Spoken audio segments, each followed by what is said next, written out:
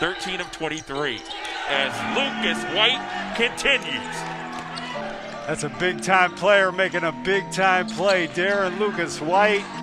Welcome to the CSRA Sports Rap Podcast. This is episode 2. I'm the Mac Daddy, Charles McNeil, and my partner in crime, as always, is Chad Cook. We're ready to talk some basketball action because it's a wrap, Chad.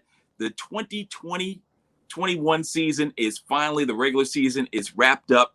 And I don't know whether you're talking about starts, stops, cancellations, quarantines, contact tracing, postponements. These coaches have been telling us every story as we prepare to do these games each and every week. And this seems like the season that would never end. Yeah, and that's, like you said, whether you're talking about starts, stops, or cancellations, that's all we've been talking about, it seems. And it's the theme of the season. There's no doubt about that. Well, let's get right into it. Chad, this was an exciting season, regardless of what's going on. And now we're on the road to the Final Four. How excited are you to get these playoffs underway? Yeah, I'm excited. I honestly, when I think about where we are right now, I think about, as we enter these playoffs, how different it feels from every other year. You talk about the starts, the stops, and the cancellations. It's been a unique season. It's been a difficult season. I'll give an example. North Augusta is, a proud, I'm talking about North Augusta boys right now, a proud program that is a mainstay in the state tournament, whether it be a Final 8, a Final 16, they're always in the mix, always a very talented team. And this year's no exception. I know that you've followed North Augusta heavily in the past, but as of during the regular season, you tend to be a little more focused on, the Laney and Butler and, that Augusta region. And then you'll run into teams like Cross Creek. So the reason I bring that up this season, after coming together, quarantining at the beginning of the season, finally getting on the court, having I want to say 1 or 2 practices before the first game, North Augusta took a big defeat to both Cross Creek and Butler. Got blown out by both of those teams. Those teams well. They're very good. Just like North Augusta, you expect them to always be among the best teams. So when those teams blew out North Augusta, everybody said, well, what's wrong with North Augusta? Well, lo and behold, they had about a week to practice and get used to each other, and they got to play those 2 teams again and beat them both. They beat Cross Creek. They beat Butler. So then it was made clear again, okay, North Augusta's good like they always are. Well, fast forward to right now where we are, and instead of playing a 29-game season like they did 2 years ago, or a 28-game season like they did last year, North Augusta's season is now over after 16 games. The 16 is obviously a function of the coronavirus and the cancellations and all the things that we've been talking about.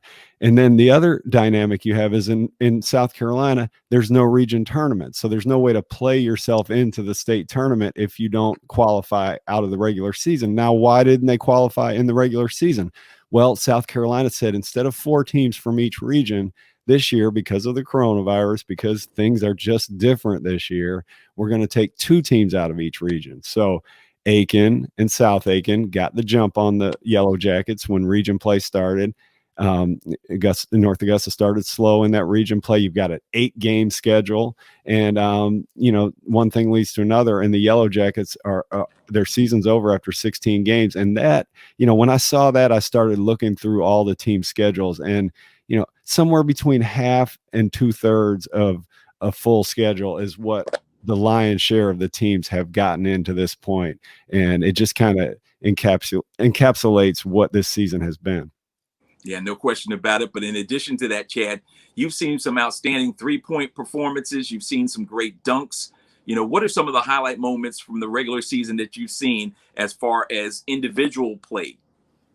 Well, we talked last week about, I think I listed 12 players that I, was particularly impressed with. We did 5 plus a 6-man on the Georgia side and the South Carolina side. So that's in episode 1. I won't rehash that, but we also talked about in episode 1, kind of teasing. You called it the diaper dandies, the old Dick Vitale phrase. There are 5, it's actually 6 freshmen that I that I had kind of designated as guys that had really impressed me this season. So one of them we'll get to a little later. But Elijah Crawford out of Augusta Christian has had an amazing season. After having a pretty amazing 8th grade year, you can play on your varsity team in 8th grade if you're at a private school like Augusta Christian. 2 guys out of Thompson, Jaquias Jones and Levante Ivory. Very impressive there. Thompson just swept Hepzibah as of last night, so they're the number 2 team in the Class 3A region behind Cross Creek. Those 2 freshmen have led the way. The other 2, Darion Reed and Khalil Pratt in Columbia County. Darion Reed, a 6'5" freshman out of Grovetown, is just pretty darn amazing. Got a great feel for the game. Very high on him. And Khalil Pratt, same thing. He's like a 6'4", 6'5" point guard and can absolutely do it. And then, I've got as a 6th man, a guy out of Aquinas named Cam Parada. And Cam's a really good shooter, and he's had some really big scoring games this year. So, listed 12 guys, individuals last week, and then there's another 6 freshmen who have caught my eye when it comes to this truncated regular season. Yeah, no question about that. But you also have had on AUGB Ball on the website as well as on your Facebook page some big dunks, some dunks that folks have kind of clamored to. They've shared them out the wazoo as well. And any of those stand out for you as far as tremendous plays that happened during the season? Either somebody got posterized, somebody stood over somebody after they slammed on them, or anything like that. Any of those that stand out? Well, yeah, a lot of the guys I mentioned last week and just now, there's Zach Bell. He's become a regular on things like Overtime and Slam High School and Ball is Life. I'm not sure if he made all of those platforms, but he's been featured over the last 2 years, including this year, many times. Colin Rodriguez, always, I always think of his windmill dunk that Seth, our producer, caught, not too long ago. That's always one that comes to mind. RJ Felton caught a lob last week that people really liked. And then Elijah Crawford, who I mentioned a second ago, had a huge game Thursday night, just did it all. Couldn't be more impressive as a individual performance. And then at the very end of it, he gets a steal, tips it to his guy, Trey Mosley, and Trey Mosley makes a very unselfish play. Instead of taking a wide open layup himself, slows down a little bit, throws it up for Elijah, and Elijah catches it, kind of swings on the rim. The old schoolers call for a tech. The new schoolers say, get that stuff out of here. And everybody celebrates with the freshman, finishing the lob. Big play Thursday night. So yeah, definitely a lot of big plays, as always here in the area. So those are Chad's recaps. Some of mine, of course, I being the play-by-play voice of Laney and also working with Augusta University as their voice along with Chad. I've had a chance to see a lot of fantastic things, but some of the things, as a Laney play-by-play guy, I hadn't seen in recent memory. And one of those that comes to mind is in the last 8 seasons of doing basketball with Laney, and of course covering them as a journalist of some sort too in this area, did not think I would see the Laney girls losing to Richmond County schools. I mean, it hadn't happened in 15 years. They hadn't lost to an area school, going back to when they lost to Greenbrier several years ago when Dip's daughter was on the team. And, we got a chance to watch that. But in the season that is the craziest season that we've seen in recent memory, 100 years probably, people would say, we had Cross Creek beat Laney at Laney. Now, granted, Cross Creek, super talented team. They've got all the makings of doing wonderful things throughout the year, and they end that 15-year home streak against Laney. And then you had, Jordyn Dorsey and the fabulous freshman that they have really set fire in that game and made their mark as a dominant team on girls basketball in our area, and thus the top 5 rating in most of the polling services. Then you look at the TW Josey matchup. They put an end to Laney's 37-game winning streak, super dominance year after year after year. They had tried, including the year in which they played 5 times in a state championship victory for Laney. And Josey finally gets the 800-pound gorilla off their back, as Jariah called it during the course of the game, my broadcast partner there. And then Ebony Fields and the Butler girls. Not only do they win the regular season region title, but they go forth and they beat Laney not once, but twice.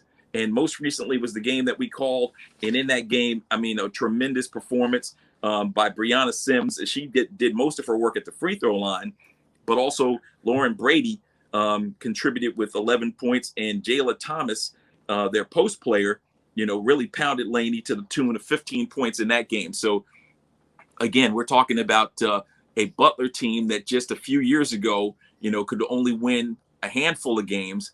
Now they've got themselves a region title, and with their victory, they're now 16-4 heading into as the number 1 seed. They'll host, all 2 rounds for them, as that region, like many of the regions on the Georgia side, are going to 6 teams, with the first 2 teams getting a bye, and then the latter 2 teams, or the latter 4 teams, playing each other 3 versus 6 and 4 versus 5. So, for me, those were easily some of the biggest games that I saw this year, and some of the things that I never thought I would see as far as Laney girls are concerned. But as Otis Smart told us, and he continues to tell us, what goes around comes around. The basketball is round for a reason. What goes around comes around in typical Otis form. So that's kind of a combination of, did you say that? And also, or did I say that? And also, my basketball wrap up. So we've gone through. But Charles, I want to respond, if you don't mind, about Laney's girl. Yeah, about Laney's girls. It has been surprising. Every year it seems like, since basically Daisha Benjamin left and became a star at Alabama, Jessica Williams at Gardner-Webb. Since that year, I feel like the story going into the season has been Laney girls will take a step back, and every year I've like clockwork, I've said, not so fast, not so fast, not so fast. And I've kind of enjoyed because I just really like that group, the way they play, just there's nothing not to like about Laney's girls. So I always say not so fast. And then, so when the chatter came about that, I didn't believe it. And I didn't think it would happen. And you listed the teams, it's amazing to hear that. So Cross Creek, Butler, Josey, all got the better of Laney this year. Washington County as well. You mentioned Greenbrier being kind of the only team in recent memory to beat them. I'll have to throw in North Augusta. The only reason I'll throw in North Augusta is because now this is becoming kind of like a girls basketball review. And so, we've got to throw the Lady Yellow Jackets in there. But speaking of girls basketball review, Jordyn Dorsey out of Cross Creek and Cross Creek in general, what a great season they've had. You mentioned the fabulous freshman, Michaela Bogans. She's really good, but Jordyn Dorsey and Seth, our producer, got some great audio from her last night. Had an interview with her, so hopefully he'll throw it in somewhere around here. And an amazing feat from Jordyn was that not only is she the best player in our area. First of all, I remember. I played basketball with Jordyn's father, and he's a great man. And so I've known, the second I saw Jordyn, I was like, oh, wow, this is neat.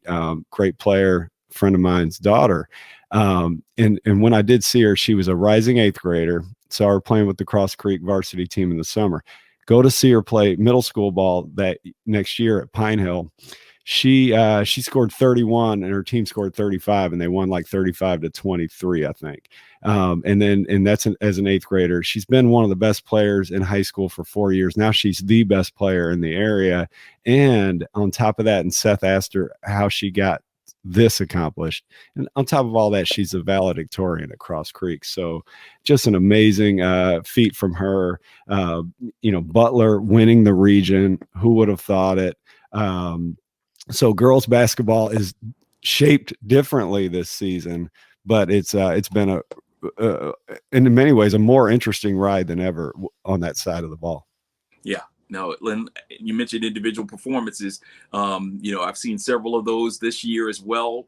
Kiera Turner, talking about Diaper Dandy. She's just a sophomore at Laney, super soft, as I like to call her. And she is, a player who scored 30 points in a game so far this year. She scored 27, 23, 3 all three of those were individual highs. She went from 23 to 27 to 30 in single games, back to back to back. So she's kind of carried Laney on their back. And even though this young lady is a little bit older, she's an upperclassman now. Santana Dennis, she missed last year with Laney playing JV only, after transferring briefly and then coming back to the school.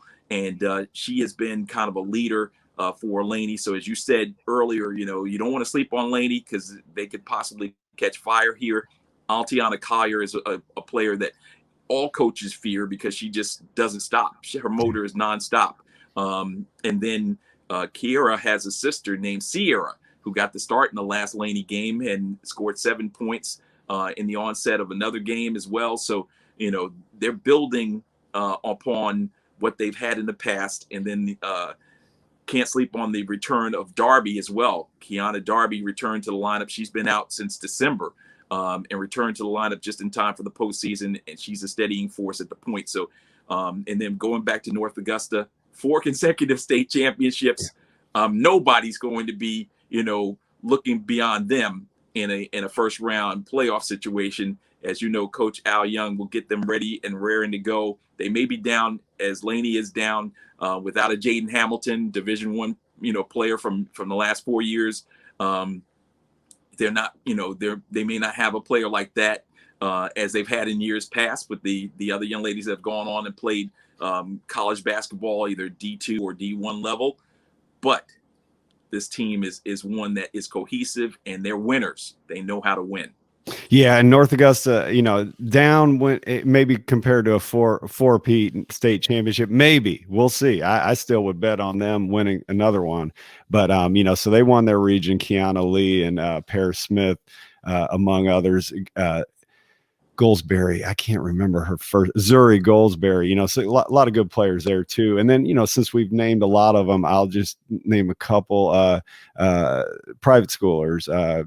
Kaylee Jackson out of Augusta Christian's a really good freshman. We caught her and her teammates, Alexis Perel and Jakiria Bonner, all playing well in a win over Ben Lippen Thursday. And then over at Westminster, another private school, Renaya Curry is an 8th grader who plays and produces at a heavy clip for the Lady Wildcats. So yeah, good girls basketball. And to your point, hey, this Laney thing, regular season in Georgia, regular season means less than it means in South Carolina. They're about to play this tournament in a second. Whoever wins this tournament is the region champion and represents the region as the number 1 seed in the state tournament. And I wouldn't count Laney out for a second. All right. So let's go full circle virtually. I guess maybe 90-degree circle in terms of going back to Jordyn Dorsey. Let's hear from her and her post-game thoughts following their victory. I think the biggest thing about being successful on and off the court and in the classroom is time management. I feel like if you put your time where it needs to be and staying focused and staying dedicated and motivated, you can put yourself in position to do the absolute best you can in the classroom and on the court. I literally was courtside for some of the biggest doubleheaders this year. And we got to get to our courtside seat segment right now, Chad. 2A boys and girls basketball throughout the year has been on fire. We've already talked about some of the matchups, Laney and Butler being one that comes to mind for me. Both the boys and the girls Tuesday night, it was a battle. In the case of the girls, they still had an outside chance at a share for first place in the region, although schedules would have probably still aligned them where they finished up in 3rd place. And that thing went back and forth. Zach was there to cover it for you for AUG B-ball and did a fantastic job with these pictures that you see as I'm talking over them. But as I mentioned earlier, Santana Dennis, 17 points in that game. She was on fire in that first half as she knocked down a couple of threes and a 2-point field goal, and then contributed with 4 out of 5 from the line in that second half. She kind of cooled off a little bit with just 5 points, but she was the steadying force for Laney. And then Kiera Turner, we touched on her in our past segment. 3 big threes in the 4th quarter to keep things close. And again, gave Laney a shot at it. But at the end of the day, the inside force, Jayla Thomas, she was on a mission. Every time they got her in the post, she just wanted to stick the Laney girls in the goal if she could. And then Laura Brady was kind of a pleasant surprise. She's been, point guard for the most part. She fouled out of the game, but still threw in 12 points. And then Brianna Sims, again, most of her baskets were at the free throw line. She had scored, 27 against Laney in the prior game, and really wanted to kick in as much as she could. And I shortchanged her on that. Yeah, 27 and 16 is what she had in that first contest. So, that girl was on a mission, and she got her team over the top. Now, as far as the boys game is concerned, needless to say, when Laney boys and Butler boys get together, there's no love lost. Southsiders versus Eastsiders. And once again, this game was a treat to watch, 33-29 at the break. And then in that second half, this Butler team really opened things up. And when they did, Laney had no answer at all, as they just could not find the winning formula to come back as they trailed big 57-38. So, they were held to just 9 points in that third quarter, and to 24 for Butler. And they were scoring from everywhere against the Wildcats as they pulled away for an easy victory in that pivotal final contest. So with that, Laney, again, on the boys' side, falls to the third seed. But more importantly, congratulations goes out to Butler on the boys and girls side, winning region championships, because Butler then on Friday night did more work as they took care of business in that other game, the Friday night showdown against Westside. We'll talk about that in just a few minutes. Yeah, Butler, I'll say, what a stacked group, what a talented group. You mentioned them getting up on Laney 57-38. They really took it to Westside. I believe it was 83-61 final score. That team is so loaded. We're talking about these Richmond County schools right now. Over in the 3A region, Cross Creek won their region, and their leader at point guard is Richard Visitacion, who transferred from Butler. So they lose a guy who I put in the top 5 of my area players. They lose a guy like that, who then goes to play on another region championship team. And what does Butler do? Win their region championship, going away, blowing out Laney and Westside in the same week to finish off the season. Now they've got to repeat things next week, so we'll see if they can do that. But just a dominant group. When you look at them, when I saw them early in the season against McDonough, I was blown away. I called them the most talented team in the area. Starting down low with Zabriel Boozer at 6'8" and highly athletic, but then you've got several 6'5" guys on the wing: Kadar Bodie, Travion Perry. I'm pretty sure Chance Finklin is a tall guy. And then, everybody's favorite point guard, Ronnie Striegel's running the show. Most of those guys are seniors. Bodie's coming back for another year, but it's just a stacked group. And, in this era of them playing in the 2A, whether it's 2A or 3A in any given year, but this region with Laney and Josey and Westside, sometimes helps, but not this year. But they've never won a region championship. Definitely never won a region tournament. They've always been in the mix, and so we'll see if they can follow through next week with that. And then also I wanted to add in, obviously, with Butler winning the boys and the girls, a lot of excitement over there. Well deserved. Brianna Sims, you mentioned her. Seth caught a good clip of her eclipsing 1,000 points Friday night against Westside. He'll probably throw it in here, and it was kind of neat to see the celebration afterwards. Just really involved celebration. Players jumping all over, teammates jumping all over Brianna, and just a real nice moment as far as a lot of joy. In a season where the joy. Butler was shut down for many weeks during the first part of the season, and they've come back strong. So they let out some elation there, and on the night that they basically clinched the regular season championship. Yes, so some fantastic things going on in our area, and there was scheduled to be a big game with Evans and Milton, but that got postponed. So you've got another couple of great games in your courtside seats. Yeah, so picking up when it comes to Evans and Milton, Evans, I think they're number 3 in Class 6A, Milton number 1 in Class 7A. So everybody was excited about that. It was going to be on SUV TV. Well, that got the plug pulled on it. My understanding is, Evans kind of lobbied to not have a region tournament, and so the powers that be said, well, if you don't want to play in a region tournament, we're not going to let you go to Atlanta and play Milton. That's my understanding of what happened there. But so while I was in the mode of watching some SUV TV Friday night, some state championship level action, I didn't have to click far on the SUV TV timeline to find another one, which was Wheeler versus Kell. Wheeler, the Class 7A defending champion, who has moved down to Class 6A. Kell, so of course Wheeler is considered number 1 in Class 6A. Kell, number 2 in Class 6A, playing each other. Again, we said Evans is number 3. So if Evans is going to run the table come state tournament, they're probably going to have to go through 1 or 2 of those teams. And those teams are awesome. Watched them closely Friday night. Scooter Henderson. My son tells me that Scooter is his real name, not Scooter, Scooter with an A. And I've been watching him for a while, but that was the first time I watched a full game of him, and he's amazing. My son tells me he's number 10 in the class of 2022, a junior, and he's kind of the next Sharif Cooper, Anthony Ant-Man Edwards, Colin Sexton. He's the next guy here in the state of Georgia who's going to be a McDonald's All-American, a dominant player, and he's like a 6'4" point guard, just flies through the air. Very competitive, so many guys that I've watched over the decades that he reminds me of. The way he plays, he kind of reminds me of Ricky Moore for the old school guys.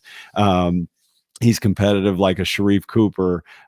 He's just an amazing player. But they ended up getting beat on a final possession. Wheeler's just stacked.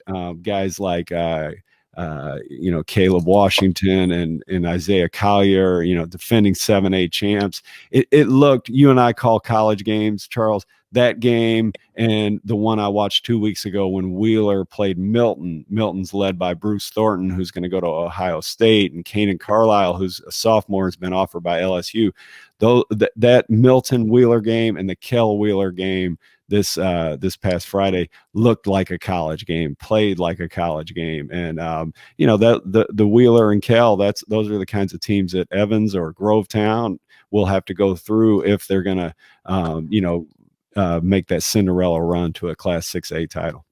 And then Ben Lippen and AC got together. You got a chance to watch that one as well. Yeah, Augusta Christian, went into Christmas at 2-9. They had played a bunch of public schools here in the area and piled up a 2-9 record. Now they get in January into their South Carolina Independent Schools Association SCISA play, and but that shouldn't mean like, okay, that's a lesser competition. In the past, I've always thought SCISA was just as competitive as many of our public school regions here.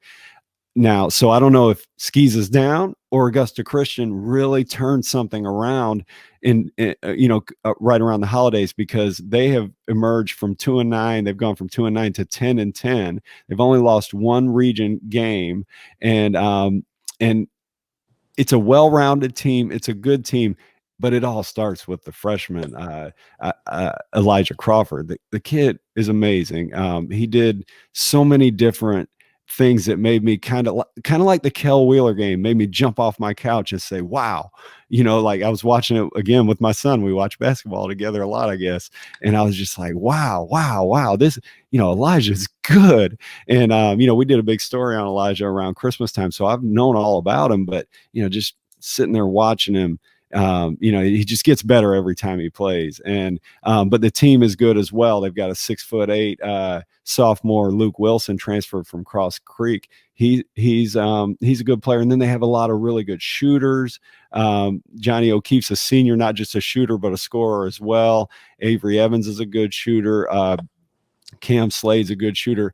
I mentioned Trey Mosley earlier in the show with the unselfish pass to Elijah Crawford. He's a good player as well. He's a senior. So Augusta Christian, now they have finished their regular season. They'll go straight into state tournament action. They'll have a really high seed because of their only one loss in region play. What what I am looking forward to seeing now, I've seen the region play. There's no doubt Elijah Crawford's the best player in the region. All right. Now what I want to know is he the best player in SCISA? Now, what would being the best player in SCISA mean? Well, the last best player in SCISA that everybody should remember is Zion Williamson. He comes from SCISA.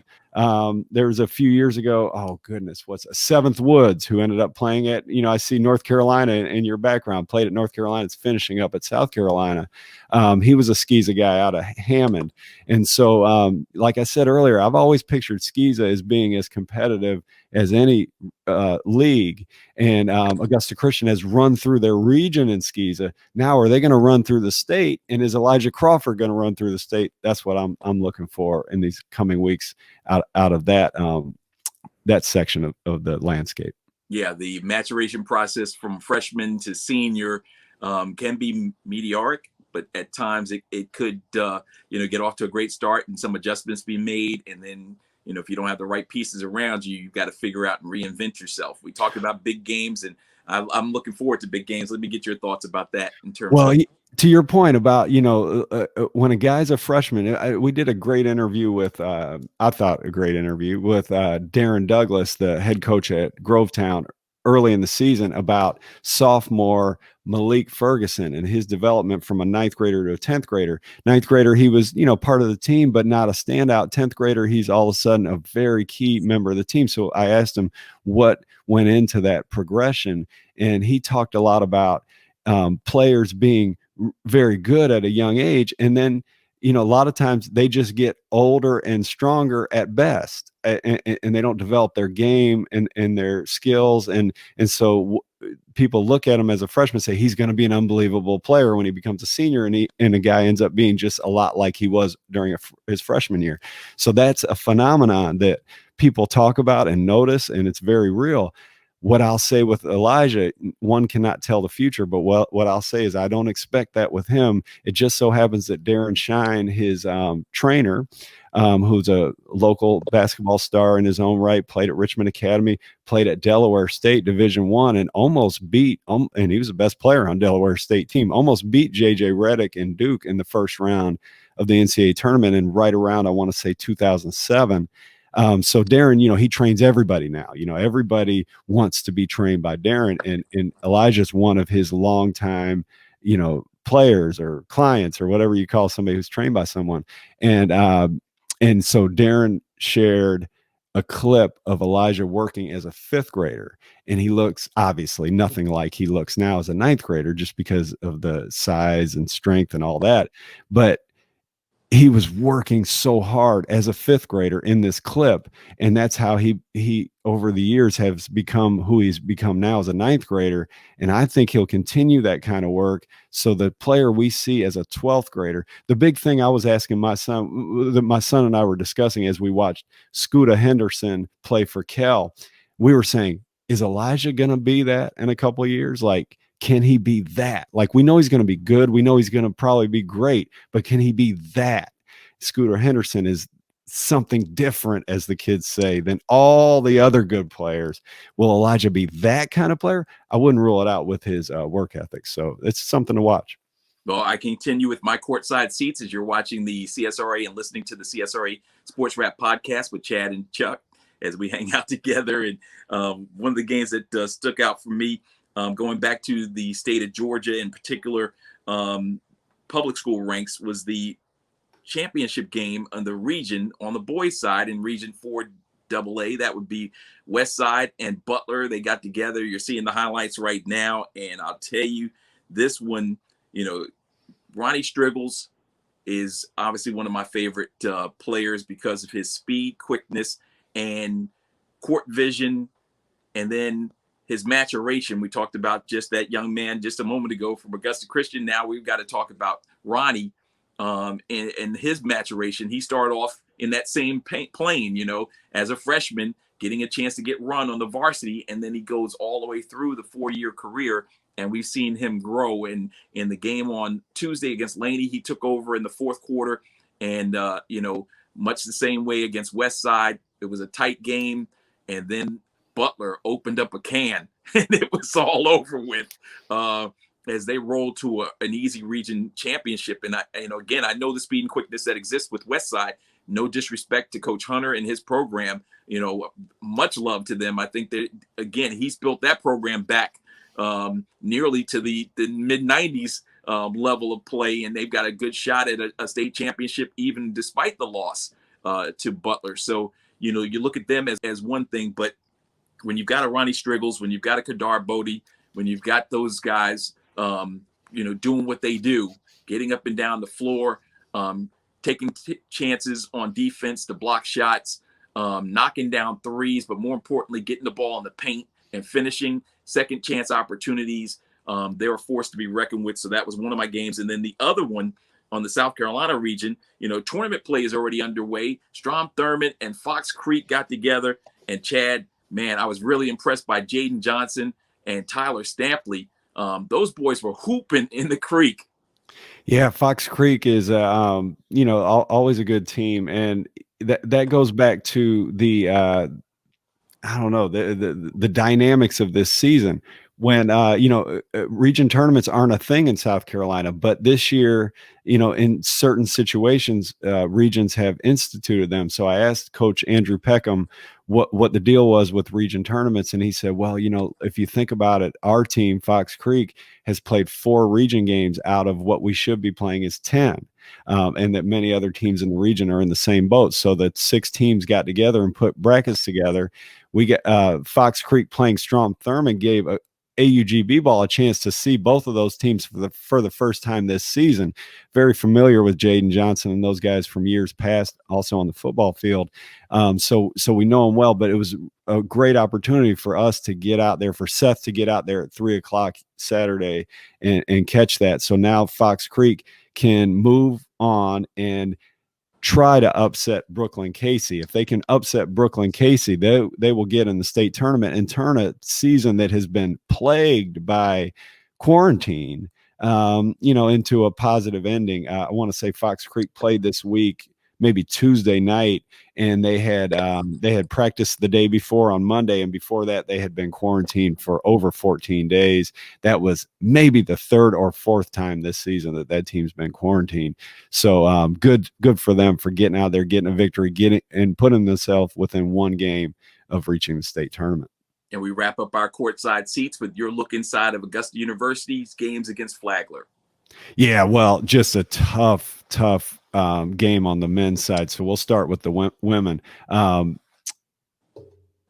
Kennedy Manning is an excellent player. I enjoy watching her. She's a sophomore. She's been, in my opinion, the best player on the team since stepping into uniform. Scored 22 points, grabbed 12 rebounds. I believe she was 10 of 14 from the field, 2 of 2 from the free throw line. I counted 3 blocks in my head, but she might have had more, and she's excellent. The team is really clicking, 4-1 in conference play. They've got a tough stretch coming. Nationally ranked Lander twice. They have to play North Georgia, who, if they're not nationally ranked, they usually are. They're going to play them, I believe, tomorrow night, Monday night.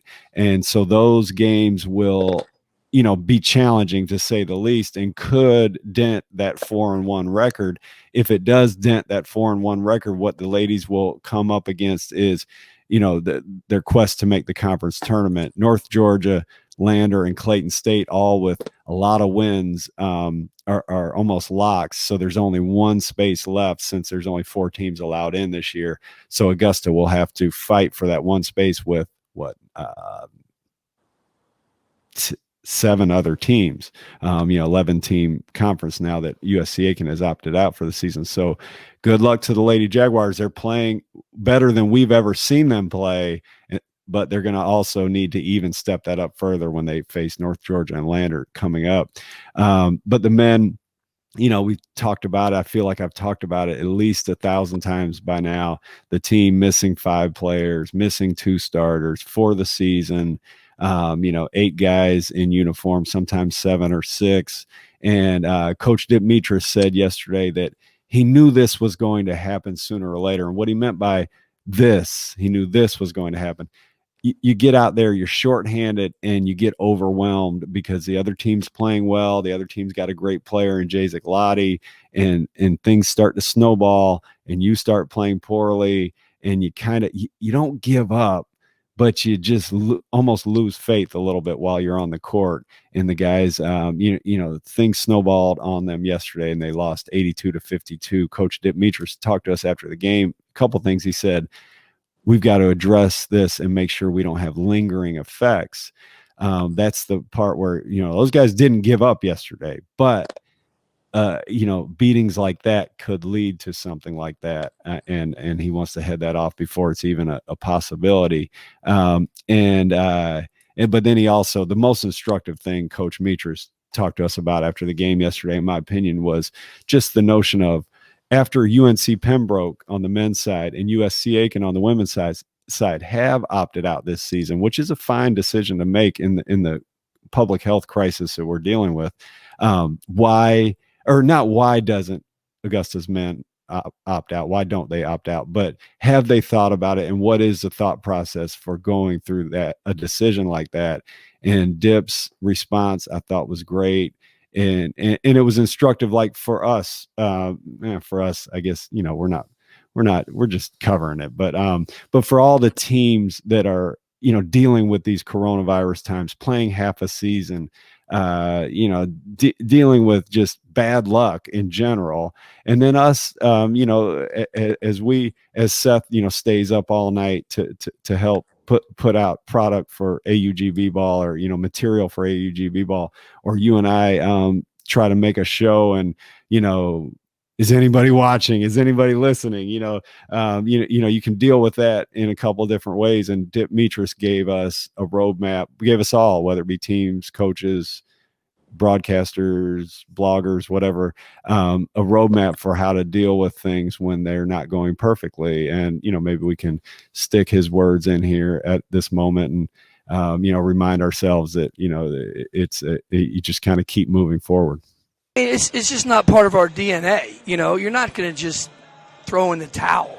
No, come on. Now, we got our butt kicked tonight, okay? I knew this was coming eventually. We had our worst practice of the year. But no, that's not part of our DNA. That's not our program's built on. That's not my career. That's not what we're about. So we'll battle to the end, and it was a bad performance tonight. I'm kind of glad nobody was here to watch it. So really disappointed with that. But no, we're not going to do that. That's everybody has options in this world, and one of them is, I just don't think I don't know if I can use the word quit, but I mean, we're not going to throw in the towel here. That's what I'm going to tell you. And we threw in the towel tonight a little bit the way we played, but no, we're not going to do that. We're not going to do that. And that, of course, was the talented one looking for his 500th victory. And we wish you the very best this coming Wednesday, Dip Mitras, as you go for that 500th career victory. Of course, I also would be remiss if I didn't mention Millette Green, the talented coach of the women's program. She talked about her team's defensive effort, which was tremendous in that game on Saturday. And we know that if they have that kind of defensive effort as they had, they've only lost one game since the return after a 50-day layoff. And that one loss was by 1 point. So this team is definitely much, and overtime is much better team than they were earlier in the season, but they weren't bad even then. So we're looking forward to both the women and the men's programs continuing their winning ways this coming week as they prepare to close out the regular season with just a few more games left in the Peach Belt Conference season.